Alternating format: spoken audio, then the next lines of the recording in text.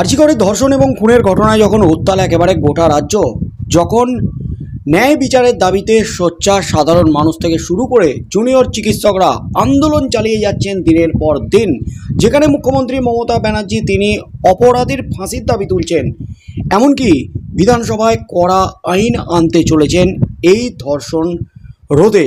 তার সাথে সাথে কেন্দ্রে বারবার চিঠি পাঠাচ্ছেন প্রধানমন্ত্রী নরেন্দ্র মোদীকে এই ধর্ষণ এবং নারী নির্যাতন রুখতে কড়া আইন প্রণয়ন করার জন্য যখন অনুরোধ জানাচ্ছেন বারবার মুখ্যমন্ত্রী মমতা ব্যানার্জি, এবং আরজিকর কাণ্ড নিয়ে যখন ধুন্ধুমার পরিস্থিতি একেবারে রাজ্যে, আরজিকর কাণ্ড নিয়ে যখন তদন্ত চালাচ্ছে সিবিআই, ঠিক সেই মুহূর্তে এবার ধর্ষণ মামলায় কিন্তু একেবারে বেনজির নির্দেশ, ঐতিহাসিক নির্দেশ বাংলার আদালতের।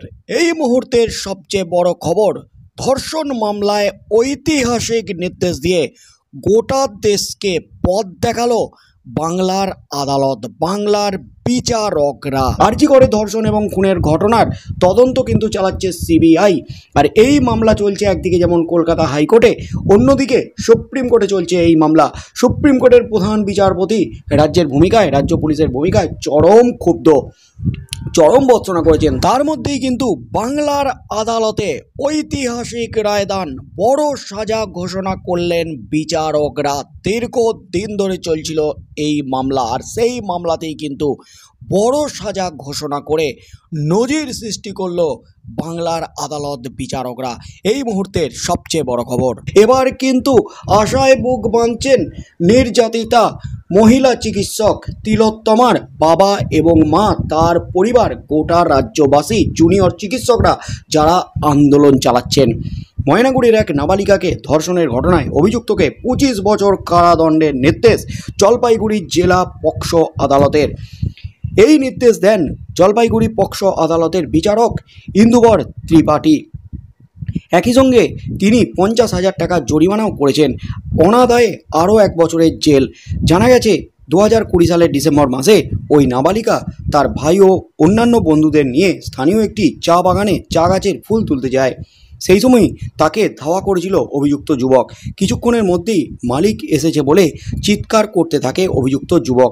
সেই চিৎকার শুনে বাকিরা পালালে সুযোগ বুঝে নাবালিকাকে চা বাগানের ভিতরে টেনে নিয়ে যায় অভিযুক্ত। তারপরই এই কাণ্ড। নাবালিকার ভাইয়ের সামনেই ঘটে ওই ঘটনা। বাড়ি গিয়ে মায়ের কাছে সবটা খুলে বলে সে।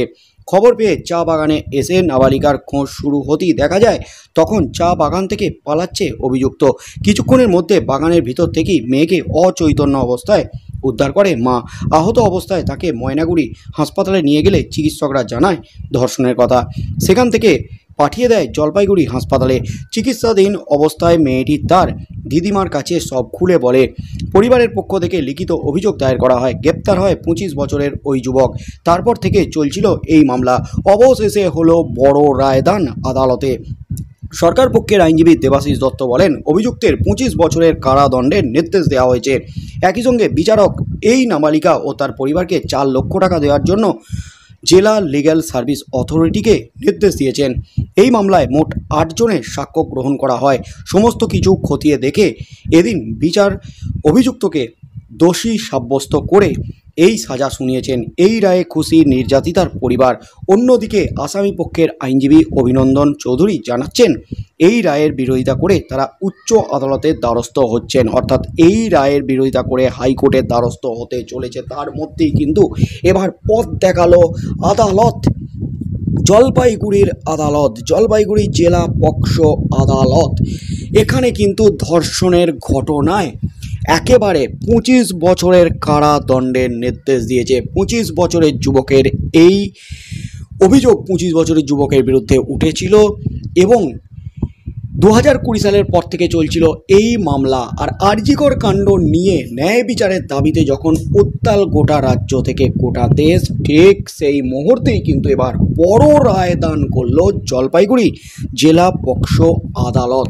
আর তাতেই কিন্তু আশায় বুক বাঁধতে শুরু করেছেন এবার নির্যাতিতার বাবা মা থেকে শুরু করে তার পরিবার, সাধারণ মানুষজন এবং যে চিকিৎসকরা আন্দোলন শুরু করেছেন। এবার হয়তো আরজিকরের যে ঘটনা, তিলোত্তমার খুন এবং ধর্ষণ, তিলোত্তমা এবার ন্যায্য বিচার পাবে। দেশের আইন ব্যবস্থা নিয়ে কিন্তু এবার সত্যি মানুষের মনে একটা সন্তুষ্টি জাগতে শুরু করেছে, যেখানে ধর্ষণের মামলায় 25 বছরের কারাদণ্ডের নির্দেশ দিয়েছে আদালত। তবে এই রায়ের বিরুদ্ধে কিন্তু কলকাতা হাইকোর্টের দ্বারস্থ হতে চলেছে অভিযুক্তের আইনজীবী, এমনই কিন্তু দাবি করেছে।